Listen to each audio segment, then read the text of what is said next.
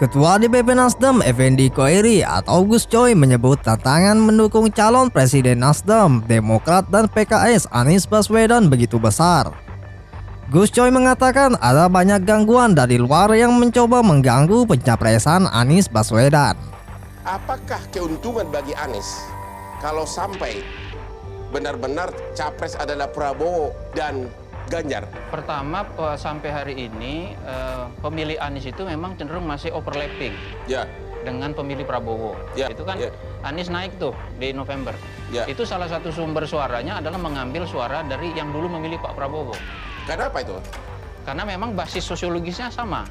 Coba kita perhatikan orang yang menyatakan tidak puas kepada presiden selama 4 tahun terakhir. Itu di kisaran 25%. Itu kecenderungannya akan ke Anies. Kenapa tidak ke Prabowo? Pertama, waktu milih Prabowo, mereka bukan karena pro Prabowo kan, karena anti Jokowi. Sekarang mereka punya alternatif baru, yaitu Anies. Antara lain kita bisa lihat kenapa Gerindra posisinya sering di nomor 2 kalau survei elektabilitas partai. Jadi itu pemilih Gerindra itu hampir sama. Kalau capresnya Prabowo, wakilnya Ganjar, kemungkinan besar bisa mengalahkan Anies. Tantangan mencapreskan Mas Anies itu luar biasa. Kalau dari dalam nggak ada, kalau dari luar banyak. Saya tidak tahu kenapa tantangan begitu besar. Tentu saja beda ketika dulu Nasdem mencalonkan Jokowi, kata Gus Coy. Gus Coy menyebut Anies sempat menyampaikan bahwa mendukung dirinya adalah pilihan terjal. Dia mengklaim hal itu terjadi karena Anies memiliki kualitas memimpin negara. Kata Mas Anies, itu kan pilihan kita ini. Pilihan Mas Anies itu pilihan yang terjal, tidak linear. Mengapa? Ya mungkin ini kader yang bibit, bobot, bebet itu memang memenuhi semuanya. Jadi memiliki kualitas yang berbeda, ucapnya.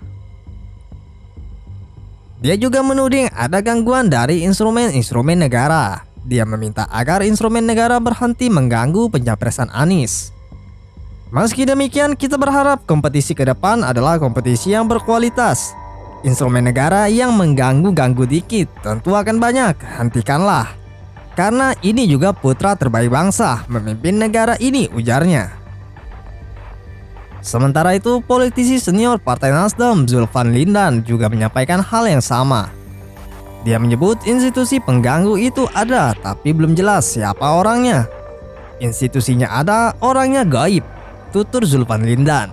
PKS konsisten menjadi bagian dari koalisi partai-partai pengusung Anies Baswedan tersebut di Pilpres 2024, sehingga koalisi ini memenuhi presidential threshold 20%.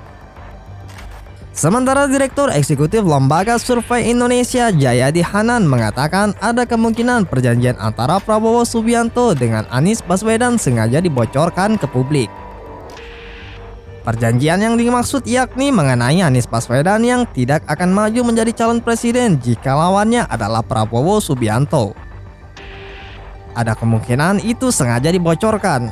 Pertama, karena berpotensi untuk memotret Anies secara lebih negatif. Kita tahu bahwa basis suara Anies dan Prabowo itu memang sampai hari ini masih overlapping, masih berhimpitan, ujar Jayadi. Jayadi menilai isu ini dapat berdampak negatif sekaligus positif kepada Anies Baswedan dan Gerindra. Bisa membuat para pendukung Prabowo yang berpindah mendukung Anies jadi berkurang atau bisa direm. Tetapi isu itu juga belum tentu berdampak positif pada Gerindra. Menurutnya, isu ini mesti dimainkan dengan hati-hati apabila memang dijadikan strategi oleh Gerindra. Bisa juga itu memberikan dampak negatif ke Gerindra. Misalnya publik bisa menangkap bahwa Gerindra tampak tidak rela dengan pencalonan itu dan juga kesannya kemudian merasa Anieslah pesaing utamanya, ungkap Jayadi. Pada kesempatan yang sama, politikus Gerindra Andre Rosiade mengklaim perjanjian antara Prabowo dan Anies merupakan konsumsi internal. Dengan kata lain, memang tidak pernah ada rencana untuk membeberkan kepada publik. Dari awal disampaikan bahwasannya ini perjanjian konsumsi internal. Gerindra tidak ada keinginan untuk mengekspos ini. Kalau memang ada mau mengekspos, dari awal-awal dong kita ekspos, ungkap Andre. Dia menegaskan bahwa perjanjian itu benar adanya, meski enggan menjelaskan lebih rinci terkait isi perjanjian tersebut.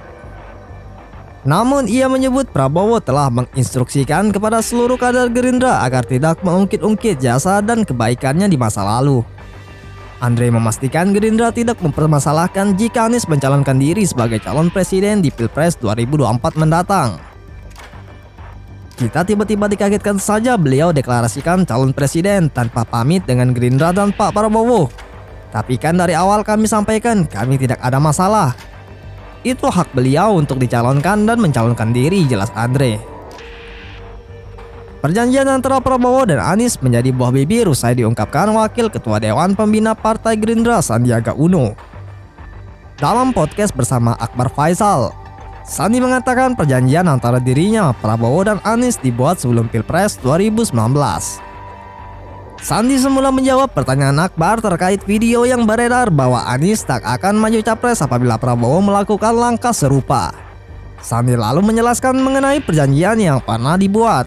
Sandi menyebut perjanjian itu masih berlaku hingga saat ini selama belum ada kesepakatan mengakhiri perjanjian tersebut. Kalau perjanjian itu kan pasti berlaku dan jika tidak diakhiri perjanjian itu akan terus berlangsung, jelas Sandi di Istana Kepresidenan Jakarta. Waktu itu dibutuhkan karena harus ada kesepakatan bagaimana kita melangkah ke depan. Perjanjian itu perjanjian. Menurut saya memikirkan kepentingan bangsa dan negara, kepentingan saat itu kita mencalonkan, kepentingan apa yang Pak Prabowo harapkan kepada kita berdua, dan ada poin-poin bermaterai Pak perjanjian itu. Perjanjian itu sih legal kan, tanda tangan bertiga dan seingat saya ada materainya. Karena ditanya waktu itu sama saya, nggak pernah ingin mengangkat hal-hal yang tidak ada relevansinya dengan tugas dan fungsi saya, tapi karena saat itu saya ditanyakan dan seingat saya memang pernah dibuat perjanjian itu dan itu bisa jadi batu pijakan dan menjadi diskursus yang baik ya.